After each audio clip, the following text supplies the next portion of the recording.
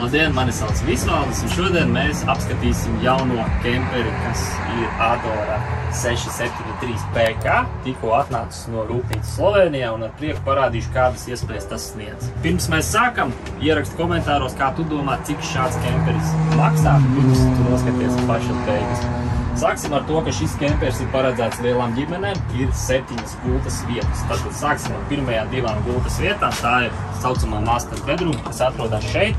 Šeit mums ir 2 vietas pieaugušiem, plus ir iespējams tikt klāt bagāžas nodalījumam, nekāpjot ārā no iekabes. Visur ir apgaismojums pa salonam, šobrīd ir skaista Rīgas diena, līdz ar to mēs neredzam, bet ir arī panorāmas lūka un priekšā liels logs.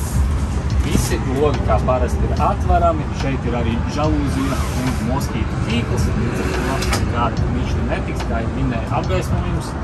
Arī durvīm ir moskītu tīkls, ko es varu parādīt šeit. Iekāpjot uzreiz šeit mums ir gaismas slēdži, šeit mums ir plaša virtuve zona un ēdama istaba.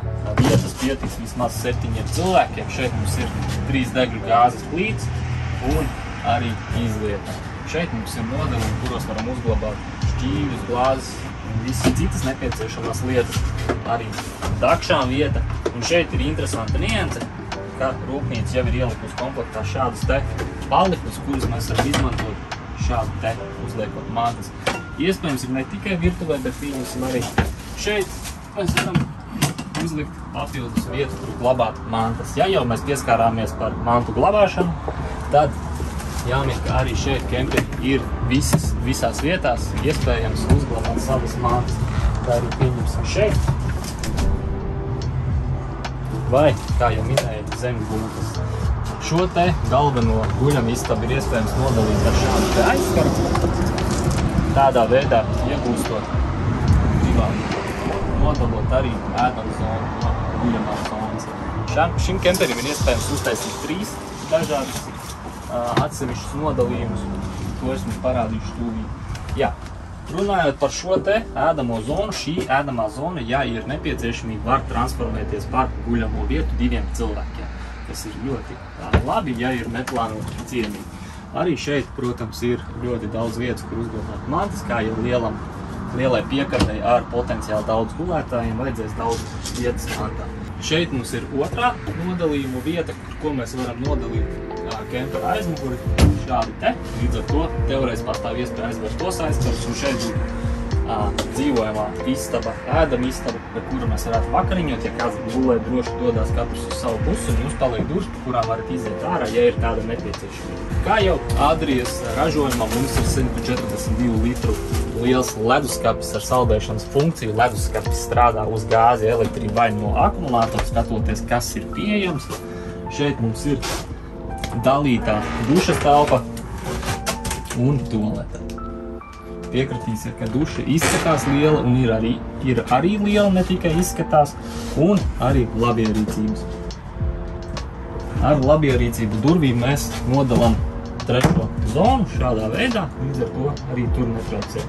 Šeit mums ir jāpastāsta, ka šeit ir arī izlietne, nav tikai pods, ir arī izlietne un skapīši visām nepieciešamajām vannas mantām. Dosimies uz kempera aizmuguri. Tātad mēs tagad esam nonākuši kempera aizmugurē. Pirmais, kas jāmin, ir kondicionieris, kurš strādās no elektrības. Tātad, ja mums ir pieslēgums no āras, vai mēs varam uzbūt saules bateriju pie mums servisā, tad strādā šīs te kondicionieris. Šeit mums ir interesanti izvietojuma gultas. Tātad pirmā noteikti ir 2. stāva gulta, kurā ir paredzēta viena vieta.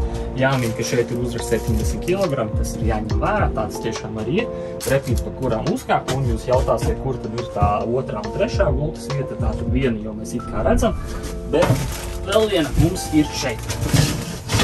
šādi mēs izvalkot, ir papildus matrači, šeit iegūstam divvietīgu gultu. Zem šī gulta ir arī nodalījums mantām. Tātad šeit ir 3 gultas vietas, ir nodalījumi arī apakšā un, protams, arī šeit ir skatīši. Un šeit ir arī gaismas slēdes, līdz ar to, ja izmantojat šīs durvis gaismu, varat iesākt arī no šejiens, nav jāiet uz kemperi. Šeit mums ir arī papildus vēl vairāk bagāžas nodalījumi. Ir iespējams arī pakā krekls, lai nesaburzās, nav jālok vai dāmām kleitas. Šeit mums ir arī USB pieslēguma vietas, kur strādās no akumulātora, lai strādā 220 rozete, būs jāpievienojas ārējiem elektrības tīklam. Dosimies ārā, parādīšu, kā viņš izskatās no ārpuses. No ārpuses, no mugurpuses mēs jau varam redzēt Adrijas uzrakstu, un tas ir Adrijas jaunie LED lufti. Tātad mēs varam redzēt arī papildus gaismas, jo kempers ir pietiekami liels. Pirmkārt, viņš ir 8,7 metrus garš un 3 metrus augsts, lai no muguras jūs pamanītu, ka jums ir papildus 7 bremžugumi. Dosimies tālāk, parādīšu jums arī vēl papildus nodalījums vēl tiem, kas jau mums ir iekšā. Šeit mums atrodas nodalījumi, kurā es ieteiktu likt lietas, kurām varbūt ir smakojošs efekts, jo šis nav nenonāku iekšā, kā tas ir priekšējā gultā. Šeit var droši uzglabāt visu, ko negribās nest iekšā. Šeit mums ir toaletes nodalījums.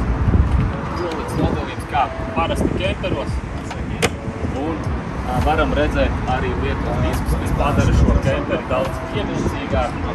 Lielais loks, ko redzējām ēdamistabā, iespēja iepildīt ūdeni. Šim te kemperim 50 litri tīrā ūdens un nodalījums, kuru mēs redzējām no iekšpuses zem gultas, atrodās šeit. Ir arī pakāpiens, lai iekļūt iekšā. No priekšas ejot, mēs redzam lielo panorāmas logu, mazliet noputējis. Ir arī papildus opcija, lielais panorāmas logs tālāk.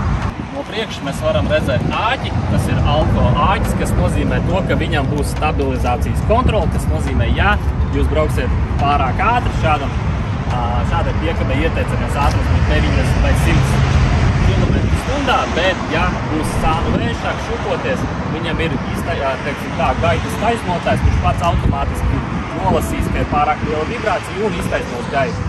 Šeit mums ir nodalījums, kurā atrodas 2 gāzes baloni un notaka netīro ūdeņu tvērta. Ja ir vēlme piepirkt klāt rezerves riteni, arī šī būs nodalījumā vieta. Paldies visiem, kuri minēja šī kempera cenu, un pareizā atbilde ir 33,5 tūkstoši plus PVN. Šādu kemperu mēs piedāvājam iegādāties pie mums Kemperi 365 ofisā Berģos uz nomu. Diemžēl pagaidām šis variants nebūs pieejams. Paldies, ka skatījāties, uz tikšanos nākamajā reizē.